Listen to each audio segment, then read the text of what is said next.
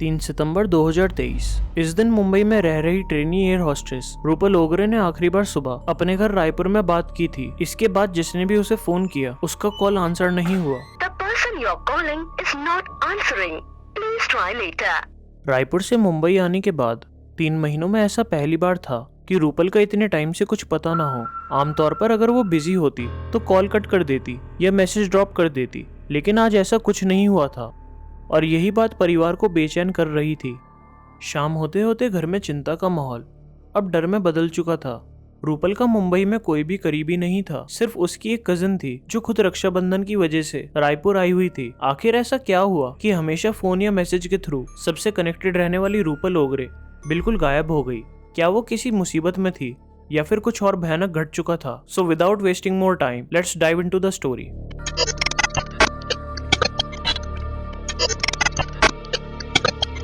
23 साल की रूपल ओगरे अपनी 3 बहन और एक भाई में सबसे छोटी थी, जिसके दिल में बचपन से ही आसमान को छूने की ख्वाहिश थी। उसे उड़ान भरनी थी और बादलों के बीच में अपनी एक पहचान बनानी थी। रूपल पढ़ाई में हमेशा से ही होशियार थी। उसने रायपुर से अपनी स्कूलिंग पूरी की और फिर चंडीगढ़ में अपनी कॉलेज की पढ़ाई पूरी की, लेकिन उसकी असली मंजिल तो कहीं और थी, एयर होस्टेस बनकर दुनिया घूमने की। कॉलेज की पढ़ाई पूरी करने के बाद उसने अपने इस सपने को हकीकत में बदलने का फैसला किया।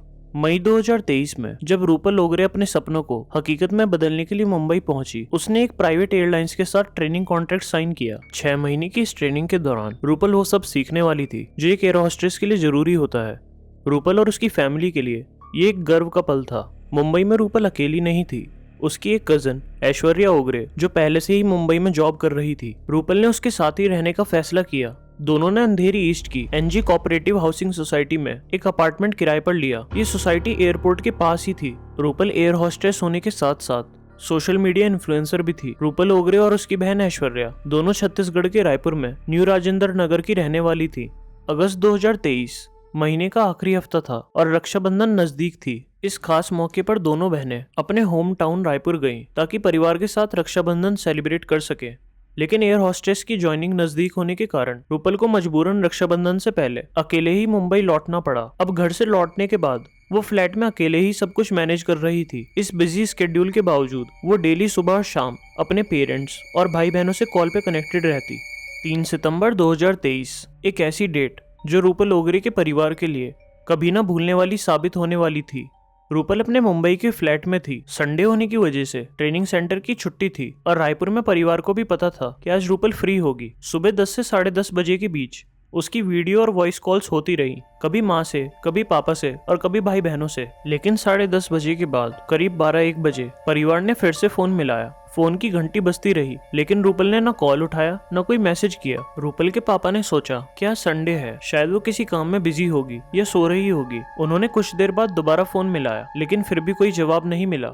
आमतौर पर अगर रूपल फोन नहीं उठा पाती तो तुरंत एक मैसेज ड्रॉप कर देती, लेकिन इस बार न कॉल रिसीव हुआ न कोई मैसेज आया। दोपहर कब बीत गई किसी को पता ही नहीं चला।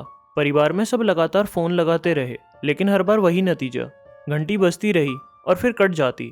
शाम ढलने लगी, देर शाम तक भी कोई जवाब नहीं मिला। अब परिवार के चेहरे पर चिंता साफ झलकने लगी। पिछले 3 महीनों में ऐसा कभी नहीं हुआ था कि रूपल ने परिवार की कॉल्स को पूरी तरह इग्नोर किया हो। रायपुर में सभी हैरान थे, आखिर ऐसा क्या हुआ कि रूपल ने न फोन उठाया न कोई मैसेज किया। शाम तक परिवार ये मानने की कोशिश करता रहा कि शायद रूपल सो रही होगी, फोन साइलेंट पर होगा या किसी काम में बिजी होगी। मुंबई में ऐश्वर्या ही रूपल की इकलौती करीबी थी, लेकिन वो भी इन दिनों रायपुर में थी। जब परिवार का पेशेंस खत्म होने लगा तो उन्होंने ऐश्वर्या से बात की और पूछा क्या तुम्हारा कोई जान पहचान वाला मुंबई में होगा, उससे पूछो कि रूपल ठीक है या नहीं। रूपल के फादर की आवाज में घबराहट साफ झलक रही थी। रात करीब 9 बजे जब हालात संभलते नहीं दिखे तो ऐश्वर्या ने मुंबई में अपने एक दोस्त को फोन किया।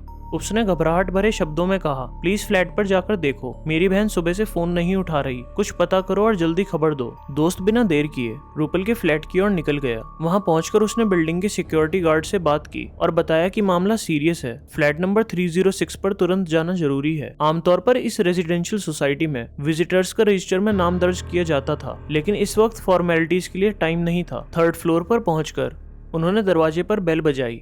कई बार बेल बजाने और जोर जोर से दरवाजा खटखटाने के बावजूद अंदर से कोई आवाज नहीं आई। दोस्त ने दरवाजा खोलने की कोशिश की तो पता चला कि ये बाहर से लॉक है। दोस्त ने ऐश्वर्या को फोन करके कहा, दरवाजा बाहर से लॉक है, शायद वो कहीं बाहर गई होगी। लेकिन ऐश्वर्या ने तुरंत जवाब दिया, नहीं। सुबह जब उसकी परिवार से बात हुई थी तो बाहर जाने को कोई जिक्र नहीं था, वो इतनी देर कहाँ जा सकती है। ऐश्वर्या ने दोस्त से कहा, बिल्डिंग के पास एक चाबी बनाने वाला बैठता है, वो डुप्लीकेट चाबी बनाकर दरवाजा खोल देगा, तुरंत उसके पास जाओ। क्योंकि फ्लैट के ओनर शहर से बाहर थे और दरवाजा लॉक था, उनका इंतजार करना संभव नहीं था। मामला एक लड़की के सुबह से फ्लैट में बंद होने का था और दरवाजा किसी भी तरह खुलवाना जरूरी हो गया था। ऐसे में दोस्त ने बिना टाइम वेस्ट किए वही किया जैसा ऐश्वर्या ने बोला था। दूसरी और सिक्योरिटी गार्ड ने सिचुएशन को समझते हुए बिल्डिंग मैनेजमेंट को तुरंत इन्फॉर्म किया कि सीविंग के फ्लैट नंबर 306 में एक लड़की सुबह से बंद है और दरवाजा नहीं खुल रहा। कुछ ही देर में सोसाइटी मैनेजमेंट के लोग भी मौके पर पहुंच गए और चाबी एक्सपर्ट भी बुला लिया गया। कड़ी मशक्कत के बाद दरवाजे का लॉक खुल गया। दोस्त और बिल्डिंग के कुछ लोग अंदर एंटर हुए। जो नजारा उन्होंने देखा उसने उनके रोंगटे खड़े कर दिए। लिविंग रूम के फर्श पर खून बिखरा हुआ था, चीजें फैली हुई थी। ऐसा लग रहा था जैसे किसी को वहां से घसीटा गया हो। खून के निशान बाथरूम की ओर जाते हुए साफ दिख रहे थे। सांस थामे लोग उस दिशा में बढ़े। जैसे ही बाथरूम का दरवाजा खोला गया, हर किसी की हालत बिगड़ गई। वहाँ रूपल ओगरे लहूलुहान पड़ी थी। उसके गले पर धारदार हथियार के 2 गहरे कट के निशान थे और चेहरे पर नाखूनों की गहरी खरोंचें साफ दिख रही थी। शरीर पर कई और चोटों के निशान थे जो इस बात की गवाही दे रहे थे कि ये कोई हादसा नहीं बल्कि एक हत्या थी। जब लोग उस बाथरूम में पहुंचे तब तक उसके शरीर से खून बहना बंद हो चुका था। दोस्त ने कांपते हाथों से तुरंत ऐश्वर्या को कॉल किया और ये भयानक घटना बताई। दूसरी तरफ हाउसिंग सोसाइटी के लोगों ने तुरंत पुलिस को सूचना दी। मामला मुंबई के एक अपार्टमेंट में संदिग्ध हालत में पड़ी एक लाश का था। पुलिस टीम फौरन मौके पर पहुंची और फोरेंसिक एक्सपर्ट्स को भी बुला लिया गया। आनन फानन में रूपल को घाटकोपर के राजावाड़ी हॉस्पिटल ले जाया गया, जहां डॉक्टरों ने उसे मृत घोषित कर दिया। जैसे ही रूपल की मौत की खबर रायपुर पहुंची, घर में मातम छा गया। परिवार को इस पर यकीन ही नहीं हो रहा था। घर की लाडली सबसे छोटी बेटी जो एयर होस्टेस बनने और आसमान में उड़ने के सपने लेकर 3 महीने पहले मुंबई गई थी और अब उसकी मौत की खबर। वहीं दूसरी ओर फोरेंसिक टीम ने हर सुराग को बारीकी से खंगालना शुरू किया। फिंगरप्रिंट्स उठाए गए, जगह जगह मिले खून के धब्बों का सैंपल लिया गया और बॉडी को पोस्टमार्टम के लिए भेज दिया गया। अब पुलिस ने अपनी जांच शुरू करी। शुरुआती पूछताछ और सबूतों के आधार पर यह साफ हो गया कि रूपल सुबह 10:30 बजे तक जिंदा थी, यानी उसके साथ जो कुछ भी हुआ वो 11 बजे से दोपहर 2 बजे के बीच हुआ। इसी दौरान परिवार के कई कॉल्स भी आए थे, लेकिन 2 बजे के बाद उन्होंने कॉल्स करना बंद कर दिया, ये सोचकर कि शायद रूपल सो रही होगी। इस केस में लोकल पुलिस और क्राइम ब्रांच की 8 टीमें बनाई गई, जो आगे चलकर 12 टीमों में तब्दील हो गई। पुलिस ने सबसे पहले सोसाइटी से ही इन्वेस्टिगेशन स्टार्ट की। सबसे जरूरी सवाल था, रविवार को सुबह 10:30 बजे से दोपहर तक रूपल के फ्लैट में कौन कौन आया गया।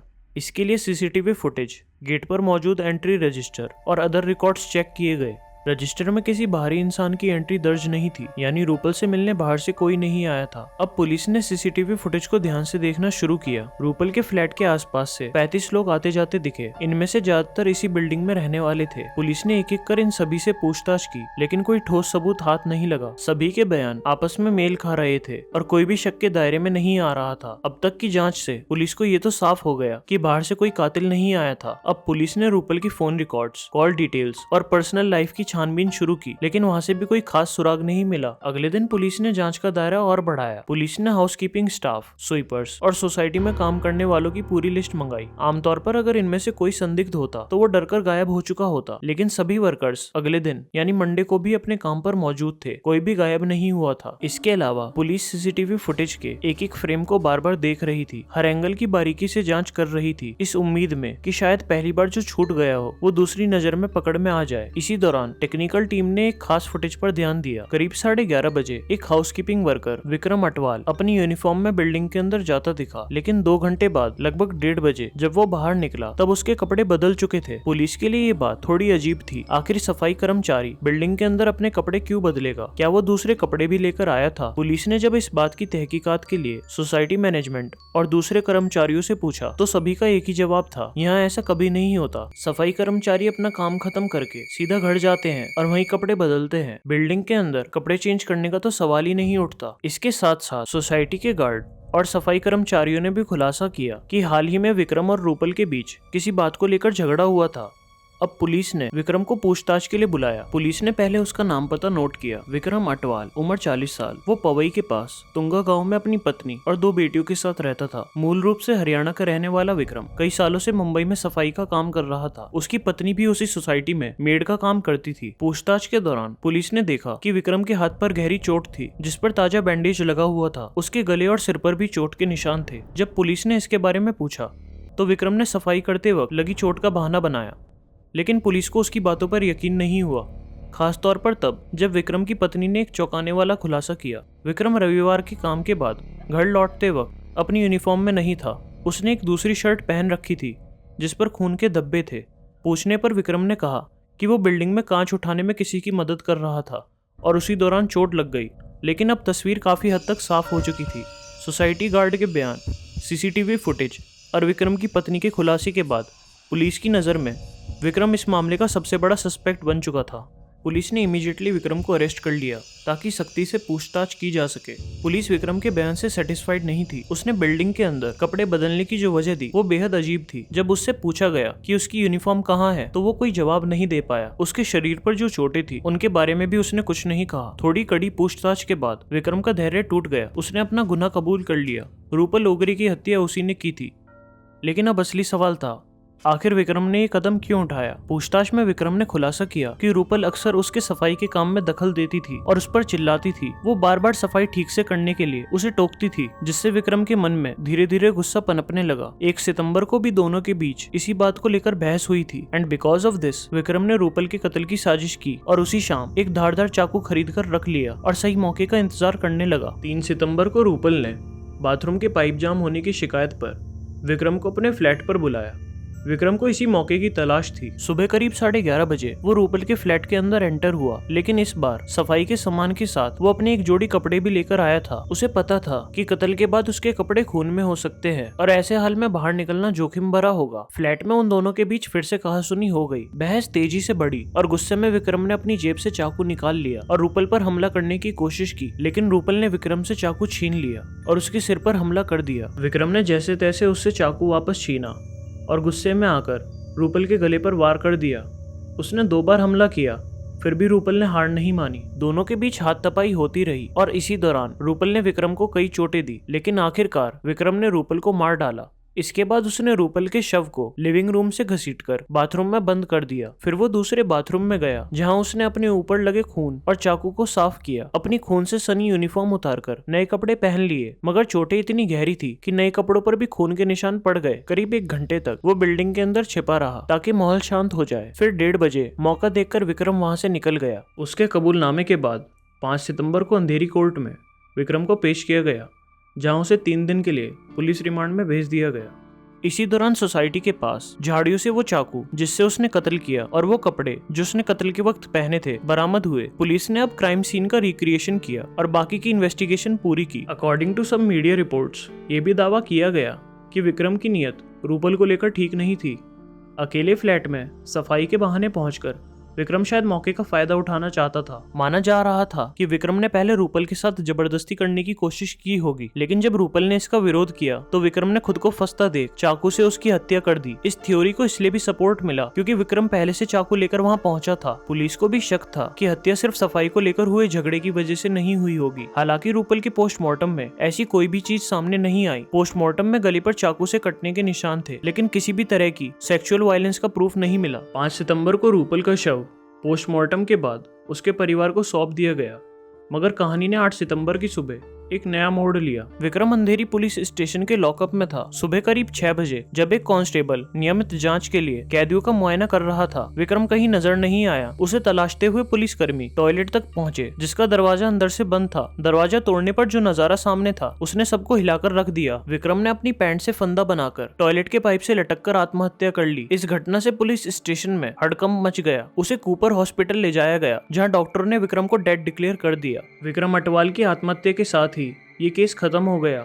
रूपल ओगरे की दर्दनाक कहानी सिर्फ एक केस नहीं बल्कि एक सबक है अकेले रहने वालों के लिए सतर्क रहने का। So guys, this is the case of Rupal Ogrey. Thanks for watching and I will be back soon with another grim reality.